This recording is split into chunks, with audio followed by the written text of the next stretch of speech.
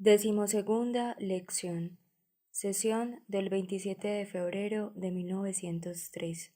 Señores, hoy estudiaremos la teoría de la conciencia en la filosofía de Plotino.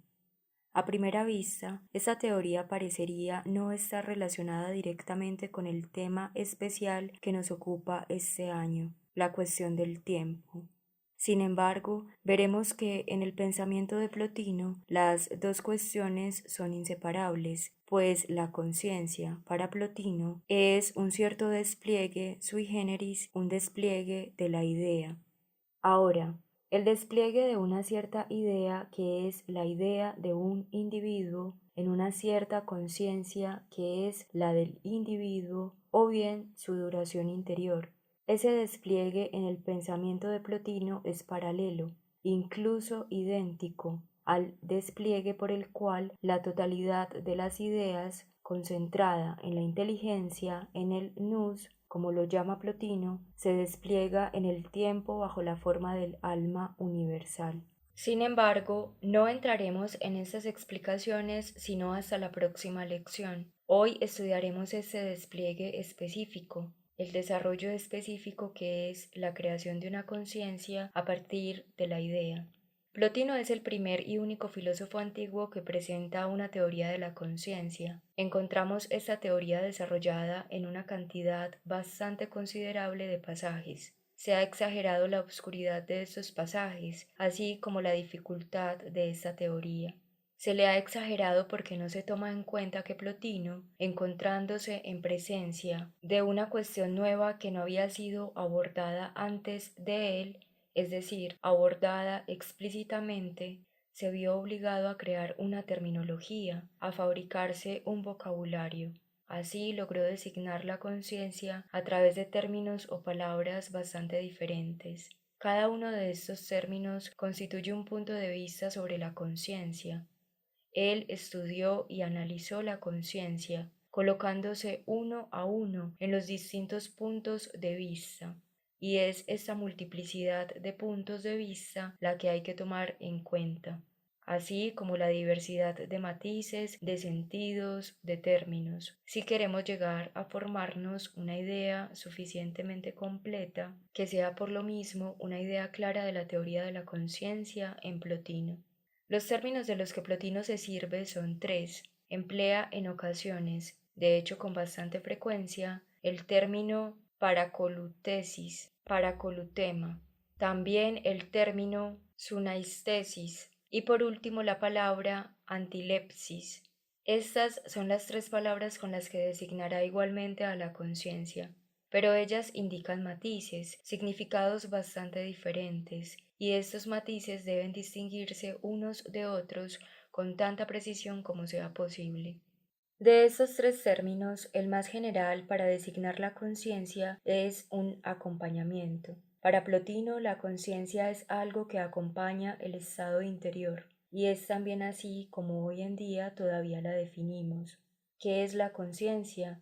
Es algo que acompaña un estado mental y que lo revela al alma misma. Experimentar un estado, saber que lo experimentamos, es acompañar ese estado con algo que es precisamente la conciencia. Hoy en día con facilidad diríamos que la conciencia es una luz que acompaña al estado psicológico. Para Plotino es un acompañamiento, pero no se trata de una luz, sino todo lo contrario, de un oscurecimiento, una sombra que acompaña la realidad verdadera. Hoy, después de mucho tiempo, hay una teoría de la conciencia que hace de ella, como la teoría misma lo dice, un epifenómeno, es decir, algo que viene a añadirse por encima a un cierto proceso, el cual, para esta escuela, es un proceso puramente material y mecánico.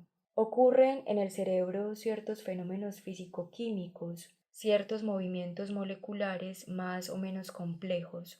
Cuando esos movimientos adquieren cierto grado de complejidad y presentan ciertas propiedades aún indefinidas, la conciencia vendría a agregarse como una especie de fosforescencia comparable con la que se produce cuando friccionamos un fósforo contra un muro. Este movimiento se dibuja a lo largo del muro por un rastro fosforescente Igualmente, se dibujarían por una especie de fosforescencia psíquica ciertos movimientos que se realizan en la masa cerebral. Según esta teoría, la conciencia es entonces un epifenómeno. La palabra de Plotino para colutesis podría traducirse como epifenómeno.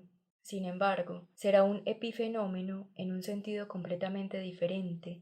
Incluso podríamos decir que en un sentido inverso al que le atribuyen los mecanicistas modernos. Para estos últimos, la conciencia es un epifenómeno en tanto que se adjunta como algo superior a un proceso inferior. Es una luz, decíamos, una especie de aureola con la cual se corona en un momento dado el estado psicológico. Es como un fuego fatuo que avanza, que va y viene por encima del estado psicológico. Es algo adicional al estado interior, es algo más. Para Plotino será algo menos, un acompañamiento negativo, un oscurecimiento de la conciencia. Hay un texto, o más bien hay muchos textos, en donde surge claramente esta idea de Plotino, pero es especialmente claro cuando nos habla ya sea de la inteligencia, del nous, o bien, con mayor razón, de lo que es superior a la inteligencia, es decir, el uno, el dios de Plotino. Por ejemplo, en la Eneada quinta nos habla del uno, que es anaisteton e auton. No tiene sentimientos propios, no se conoce a sí mismo. Y después agrega, y esa es su conclusión, no hay conciencia, no hay ese acompañamiento de sí mismo que es la conciencia. Así pues, para Plotino, la conciencia es un epifenómeno a condición de que se considere a ese epifenómeno como un menos que se añade a la pasividad del estado interno. Será, si quieren verlo así, una cantidad negativa, como dicen los matemáticos, que, agregándose a una cantidad positiva dada, la disminuye. Ese es el sentido general de paracolutema o paracolutesis en Plotino. Ahora, Plotino concibe a esta conciencia, la cual es un acompañamiento del estado interior, y aquí entramos ya de lleno en su teoría, desde dos puntos de vista diferentes que corresponden a su vez a las dos expresiones sunaistesis y antilepsis.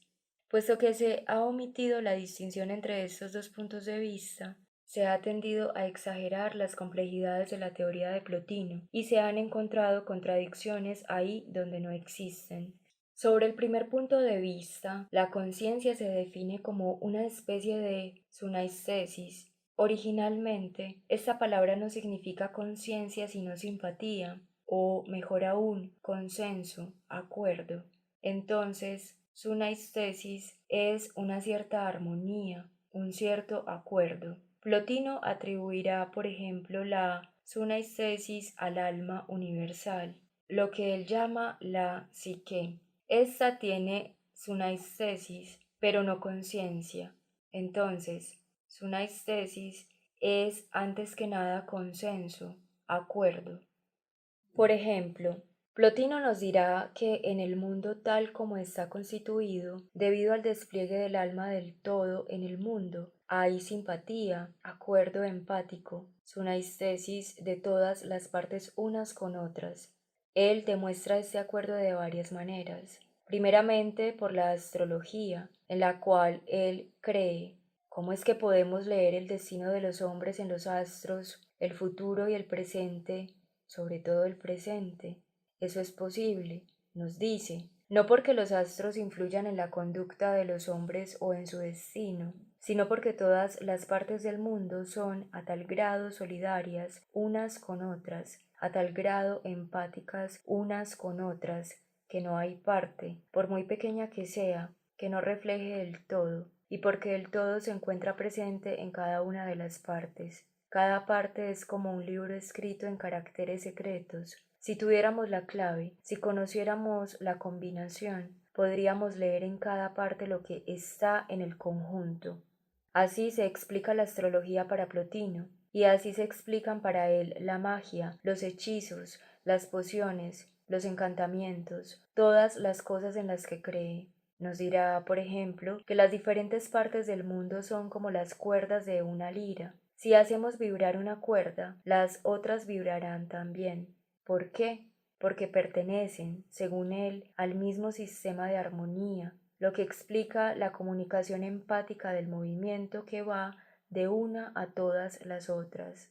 Así explicará el amor, que para él es una especie de magia, la música, que él manifiestamente vincula al amor y a la magia. Todo eso para él tiene el mismo carácter y todo eso demuestra las intercomunicaciones entre todas las cosas, como una especie de vibración empática de cada cosa ante el anuncio de todas las otras.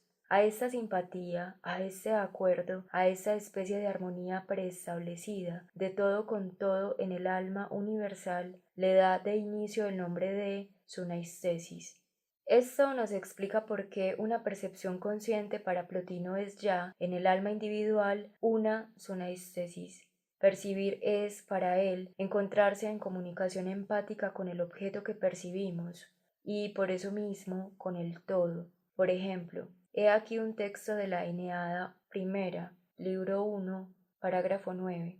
La inteligencia discursiva, la dianoia, la inteligencia hace una selección de impresiones que vienen de la sensación, contempla las ideas y las ideas como por una sunaistesis. Aquí, evidentemente, esta palabra no puede traducirse más que como armonía preestablecida y al mismo tiempo como conciencia. Esta armonía preestablecida es la conciencia, pues esta inteligencia es como una similitud y una comunidad del exterior con lo interno. Tal es el sentido original, en el lenguaje de Plotino, de esta palabra sunaistesis, una simpatía. Y pueden ver ustedes cómo de esta noción de simpatía pasamos con gran naturalidad a la noción de conciencia, pues la conciencia es como el sonido que emite nuestra alma cuando vibra sintéticamente con el alma universal y el resto de las cosas. Ahora, si esta palabra, sunaistesis, designa una simpatía del interior con el exterior y de la parte con el todo, de igual manera significará, considerando el alma como una abstracción de todo lo demás, una simpatía de todas las partes del alma unas con otras. Tomemos un alma humana, con la multiplicidad de fenómenos que aquí ocurren. En tanto que esos fenómenos sean empáticos unos con otros, que haya entre ellos una especie de acuerdo, de armonía, se producirá una sunaistesis, y aquí esta palabra significará ambas cosas a la vez, acuerdo y conciencia. Se pueden encontrar varios pasajes. Por ejemplo, he aquí un texto en la Eneada cuarto, libro 4, parágrafo 45. Se dice que en el ser vivo hay un acuerdo, un consenso, una simpatía de cada órgano con el todo. Se trata de un acuerdo. La vida es aquí un consenso orgánico. Además, Plotino dice en otra parte que cada ser vivo es un mundo formado según el modelo de lo grande, micros cosmos, un microcosmos. Y de ahí pasa imperceptiblemente a otra idea muy cercana, la cual acabamos de indicar, que en nuestra alma hay impresiones múltiples, impresiones diversas, y que cuando estas impresiones llegan a estar de acuerdo, hay conciencia, porque entonces nos dice, hay comunicación recíproca de estas partes unas con otras. En la Eneada quinto, libro primero, parágrafo 12, por ejemplo, hay una frase significativa. Traduzco palabra por palabra. Todo lo que está en el alma no es siempre perceptible. No hay percepción más que cuando eso llega a atravesar el alma entera. El conocimiento de lo que ocurre en el alma no se produce más que cuando hay, digamos, intercomunicación. Es así como traduzco la palabra metadosis. En la misma Eneada quinto, libro 3, parágrafo 13, nos encontramos un texto más conciso que dice lo mismo. Sunaistesis es la percepción de una pluralidad. Así, de este primer punto de vista, vemos en qué consiste la teoría de la conciencia según Plotino. Es una teoría que se acerca mucho a la concepción actual de la conciencia. ¿Qué nos dice la psicología contemporánea? Nos dice que es necesario distinguir entre un estado mental y la conciencia que de él tenemos. Para que un estado mental sea consciente, no es suficiente que exista. La psicología contemporánea no admitiría, y creo que con razón, que todo estado mental sea consciente. Es necesario también que sea captado por lo que llamaremos la unidad sintética de la persona. Se considera a la conciencia propiamente dicha como una síntesis. Un estado no entra en la conciencia excepto a condición de ser aceptado, recibido por esta síntesis, y en consecuencia no es aceptado excepto a condición de estar en armonía, en comunicación con el resto de la materialidad de la persona. Tomemos esta multiplicidad de estados sintéticos presentes en la conciencia. Supongamos que un estado se desprende, que ya no forma parte de la síntesis, cae en el inconsciente. Supongamos que una multiplicidad de estados suficientemente coherentes, suficientemente sintetizados entre sí, se desprende de todo. Estos estados sistemáticos caen en el inconsciente o en el subconsciente, como decimos en ocasiones hoy en día. Se formará entonces al lado y por debajo del yo propiamente dicho, una o varias personalidades secundarias. Y sea como sea, cualquiera que sea la consecuencia derivada de la tesis es esa, a saber, que una cosa es un estado psicológico y otra la conciencia que de él tomamos, y que esta conciencia es o resulta de una síntesis de estados psicológicos múltiples capaces de concordar unos con otros. Lo que digo es que esa es la tesis actual de la psicología. No pretendo que esta sea la tesis definitiva, muy al contrario. Es evidente que esta concepción del yo es una concepción atomística de la conciencia, una concepción de la vida interior modelada según lo exterior o según una hipótesis que pretende representar con exactitud lo exterior. Ahora, presumiblemente la psicología se orientará cada vez más hacia una hipótesis que conduce a consecuencias análogas, explicando tal vez las mismas cosas, pero de una forma muy diferente. Según esta otra hipótesis, no habría estados psicológicos capaces de existir de manera separada, como átomos que a veces subirían hacia la síntesis consciente, volviéndose conscientes, y otras descenderían a las profundidades del subconsciente. Por el contrario, será necesario considerar la totalidad de estados psicológicos conscientes e inconscientes, no importa, como formando una unidad indivisa. No habrá jamás sino un solo punto luminoso en esta masa, aquel que viene a insertarse exactamente en lo que llamaré las necesidades actuales de la acción. Ante todo somos seres hechos para actuar, y para actuar hace falta contraerse.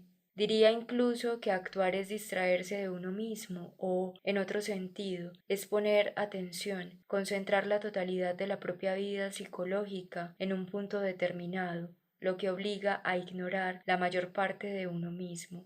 La conciencia es ante todo y necesariamente el olvido de la mayor parte de uno mismo, es la atención fijada en un punto y fijada con tanta intensidad que sólo converge en este punto aquello que es prácticamente útil en el momento presente. El resto permanece en la oscuridad, es como una masa oscura que se arrastra tras uno mismo. Es necesario que así sea. Somos más aptos para la acción. Diría que contamos con un espíritu más sano, poseemos una salud moral más fuerte, a medida que somos más capaces de olvidar e ignorar todo lo que no es indispensable en el momento presente.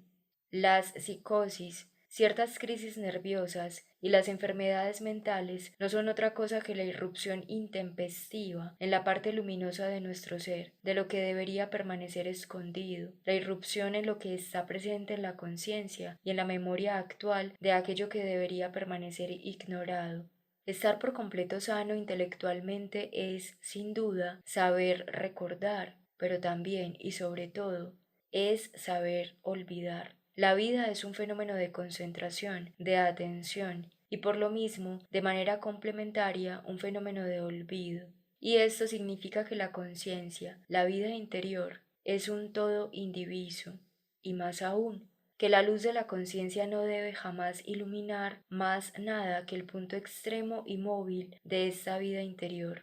Tal me parece ser una concepción de la conciencia que, sin ser atomística como la otra, y sin presentar los inconvenientes de una concepción necesariamente simbólica, pues todo atomismo es más o menos simbólico, daría buena cuenta de los hechos. Cualquiera que sea la tesis de Plotino, es muy cercana a esta concepción atomística de la vida interior. Cabe decir que en Plotino esta tesis es, como lo veremos, provisional. No constituye el punto de vista definitivo, pero desde esta perspectiva, considerando a la conciencia como una sunaistesis, como un acuerdo entre partes, sorprende la analogía, la afinidad entre las perspectivas de Plotino y las de ciertos psicólogos contemporáneos. Sin embargo, como les decía, en Plotino esto no es más que un punto de vista provisional. Paralelamente, hay un punto de vista muy general que no siempre corresponde, porque no hay absoluto, y un filósofo nunca tiene una terminología absolutamente fija, que corresponda mejor a la expresión antilepsis. Desde esta perspectiva, la conciencia es totalmente diferente. En lugar de ser una síntesis, es un análisis. Desde este segundo punto de vista, la conciencia no es ya lo que se produce cuando las partes múltiples del cuerpo y luego del alma se repliegan en un punto y están en armonía unas con otras. Por el contrario, es una decisión, una división, un análisis no ya de términos inferiores como los que fueron incluidos antes en la síntesis, sino de un término superior. Se trata de un análisis de la idea, en el sentido que Plotino da a la palabra eidos, lo inteligible, un análisis de la idea que se prolonga en acto. Decíamos el otro día que Plotino considera, y en esto se aparta de Platón, a pesar de que pretenda emularlo, que en el mundo inteligible hay ideas que corresponden no solo a las distintas especies, sino también a los individuos, al menos cuando se trata de hombres, de individuos humanos. Cada uno de nosotros tiene su idea que lo representa en el mundo inteligible, un noeton, que enroscado, envuelto en el nous, en la inteligencia, lo representa, y eso que llamamos nuestra alma, la cual se desarrolla en el tiempo y en el espacio, no es otra cosa que una prolongación en el espacio y en el tiempo de aquello inteligible que es la idea superior del alma. Desde esta segunda perspectiva, la conciencia es una división, una decisión, un análisis de la idea. Es necesario que imaginemos nuestra persona, como la llamamos nosotros, con su asiento en lo alto, como dice Plotino, y después concebir esta personalidad, esta idea, pues no es una personalidad como atemporal, extraespacial, y, sobra decirlo, inconsciente, hiperconsciente. Desde este punto de vista, la conciencia nace en la transición de dicha unidad a la multiplicidad, en el desarrollo de esta idea unidad, o como dice Plotino, en su escisión, en su división.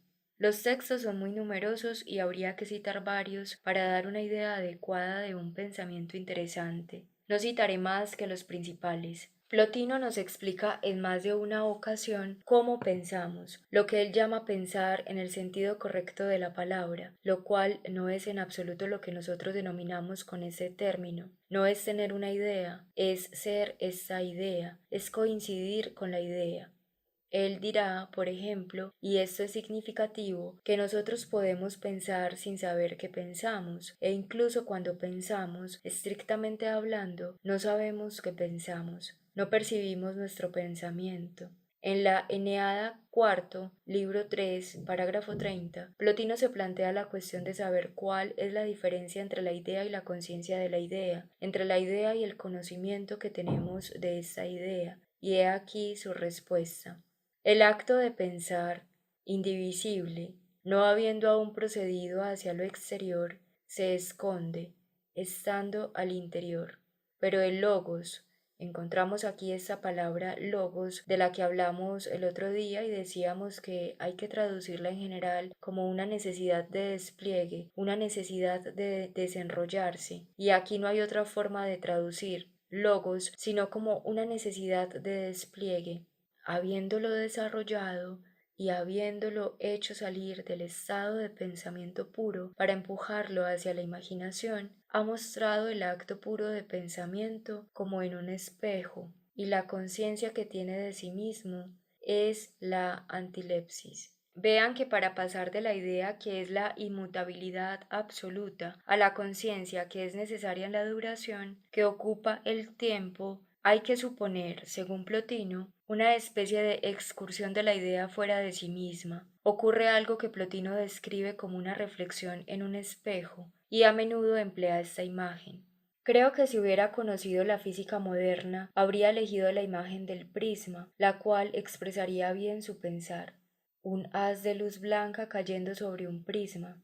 La idea engendra la conciencia a través de esta refracción, por medio de la disminución de sí misma.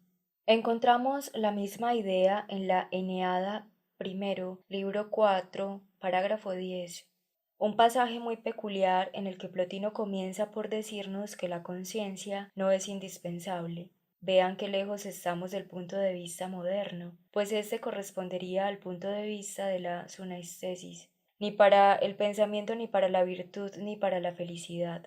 Quien actúa con valentía no sabe mientras actúa que lo hace con valentía, y así actúa incluso mejor. Podemos decir que la conciencia de un acto debilita su energía y que la vida intensa no se propaga en sentimientos, en conciencia. Entonces Plotino se pregunta en este pasaje cómo y en qué caso el pensamiento va acompañado de conciencia, de una percepción del pensamiento, y su respuesta es la siguiente. La conciencia, antilepsis, parece nacer cuando el pensamiento retrocede. Plotino entiende con esto que el pensamiento desciende, es como empujado hacia atrás, igual que en un espejo. Siempre la imagen del espejo. La imagen se extiende a lo largo de la superficie lisa y brillante. Plotino vuelve con frecuencia a esta misma idea. En la Eneada quinto, libro 8, parágrafo 11, hay un texto análogo a aquel en el que Plotino nos dice que, por ejemplo, para comprender perfectamente la belleza, para tener la idea completa de la belleza, habría que ser la belleza misma. Sería necesaria, dice, una unión íntima con ella. Continúa diciendo, vean lo lejos que esto está de nuestras concepciones hoy en día, que las cosas de las que tenemos mayor conciencia son las cosas que nos son más ajenas, que sentimos la enfermedad más que la salud, porque la enfermedad nos es ajena. Y agrega que de nosotros mismos y de las cosas que son verdaderamente nuestras no tenemos ningún sentimiento.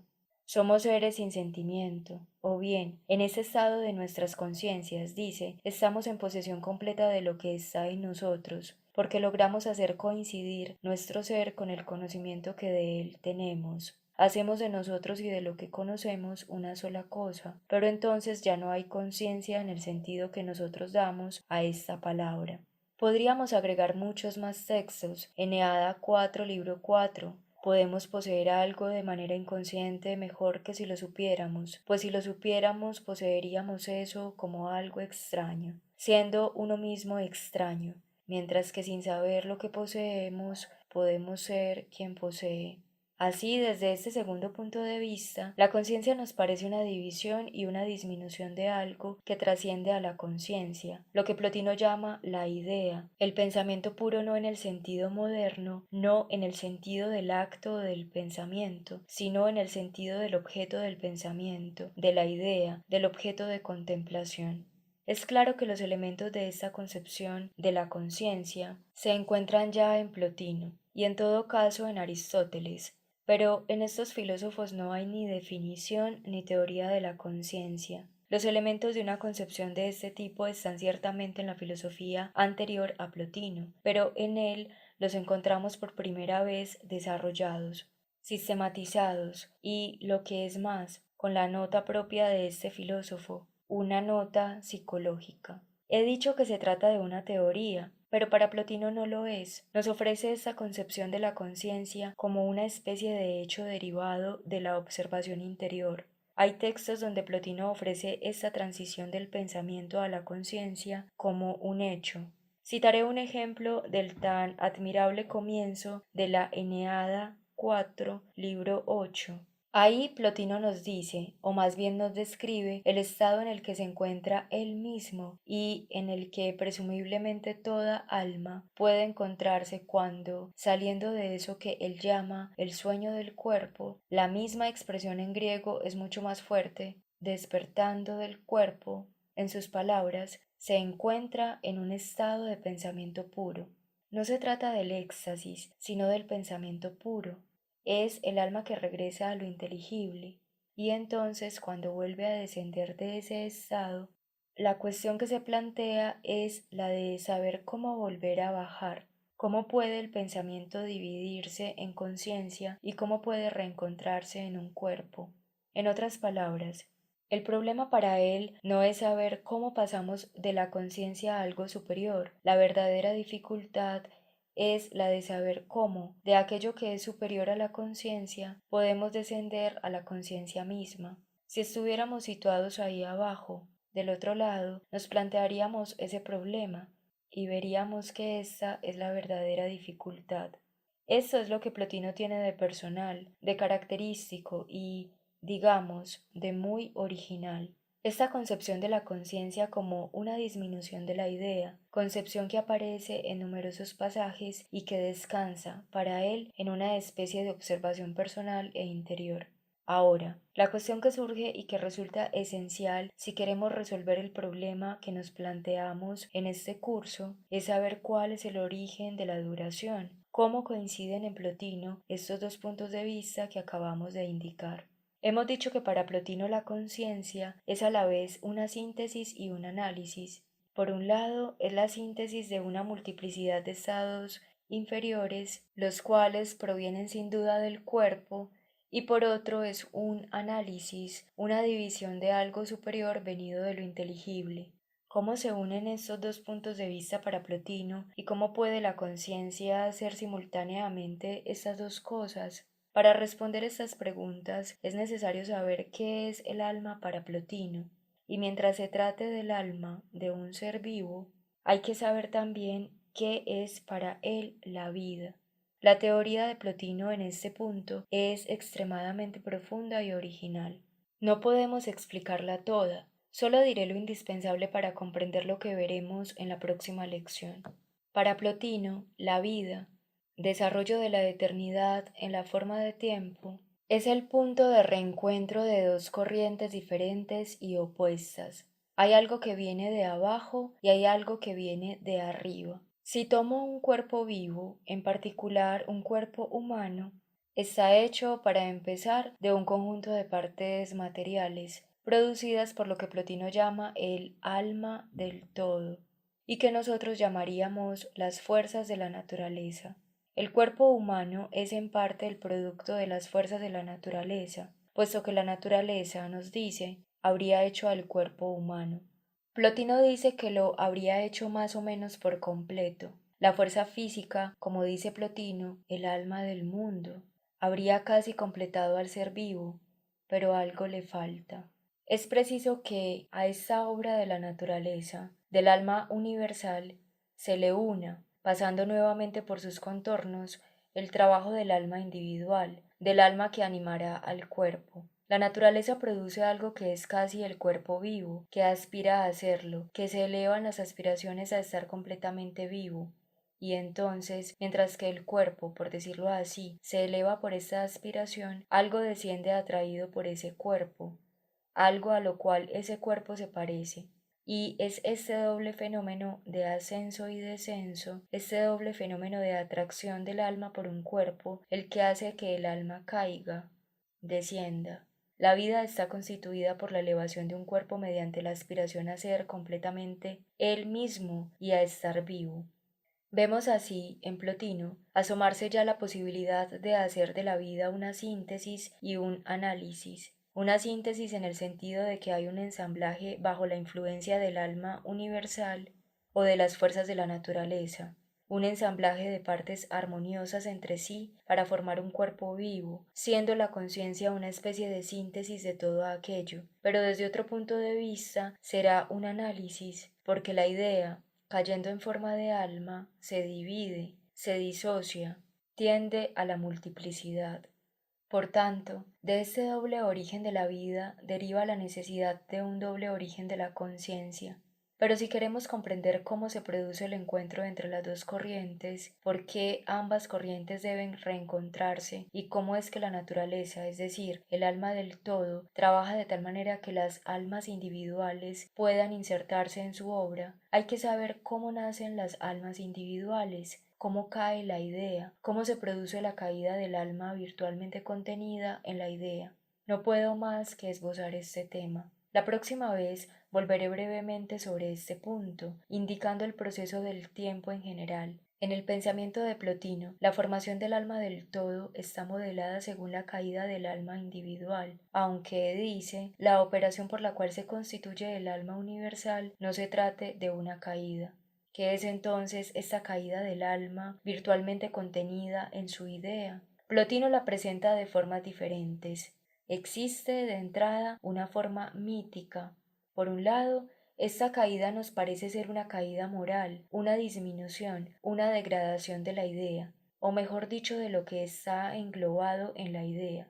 Plotino comienza por hacernos notar que si consideramos el cuerpo que traduce al hombre, que lo expresa, dicho cuerpo parece estar involucrado en una lucha perpetua con otros cuerpos.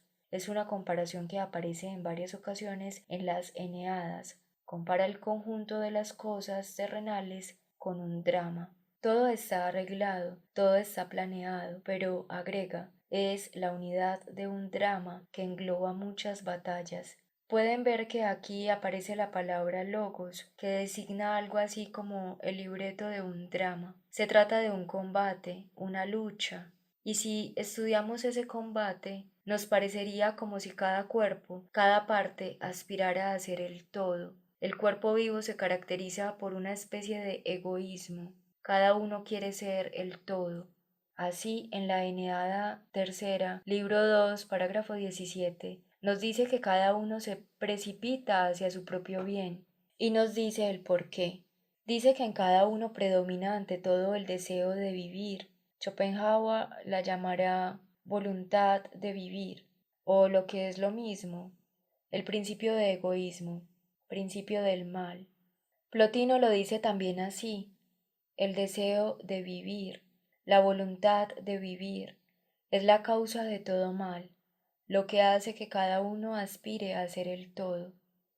Ahora, lo que la consideración del cuerpo nos deja ya anticipar, una observación más profunda del alma lo confirma.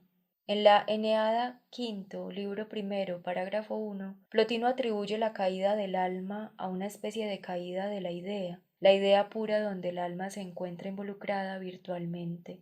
El alma está en la idea como algo implícito, se encuentra en algo que lo contiene implícitamente. El alma olvida a Dios, su Padre.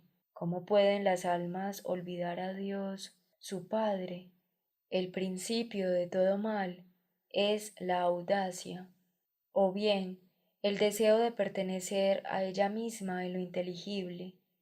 Todo está en todo, cada idea está en todas las otras y todas las ideas están en cada una. Para que se produzca un descenso del alma, es necesario que haya un principio de división, de separación, en otras palabras, un principio de olvido, como una especie de obediencia al deseo de vivir. ¿Qué es esta audacia? ¿En qué consiste la audacia de la que habla Plotino? En la Eneada cuarto, parágrafo 12, dice que las almas de los hombres, habiendo contemplado su imagen en el espejo de Baco Dionisio, se lanzan hacia las demás. Hay como un espejo, un espejismo que atrae al alma. Para Plotino es simplemente la materia, la cual supone aquí, místicamente, como anterior al proceso por el cual ella nace. Estamos ante una exposición más bien mítica. Hay una especie de atracción de parte de la materia. La materia presenta al alma que todavía no existe, que no cuenta aún más que con la idea, una especie de imagen de sí misma en la forma de un cuerpo, y entonces se da como una atracción de algo que sale de la idea para animar al cuerpo. Y es de este modo que se produce a la vez el alma individual y el descenso del alma. Así, desde este primer punto de vista, vemos que para Plotino hay razones de orden moral, un motivo egoísta, audaz, que hace que la idea salga de ella misma, o que haya algo que salga de la idea, creando así la conciencia y con ella el desarrollo del alma en el tiempo. Pero veremos en la próxima lección que Plotino se coloca también en otro punto de vista, y que desde esa otra perspectiva nos presenta la misma cosa bajo una forma más interesante y con más profundidad, como un proceso necesario. Hay una especie de necesidad inherente a las ideas que las obliga a salir de las almas que descienden y caen, y es esta misma necesidad la que hace que el todo de la inteligencia, la totalidad de las cosas inteligibles replegada en el nous, como él dice, que dicha totalidad de lo inteligible se retracte, se subdivida en una multiplicidad definida de términos. Así, gracias a un proceso necesario, surge de la eternidad el tiempo. De este proceso hablaremos en la próxima lección.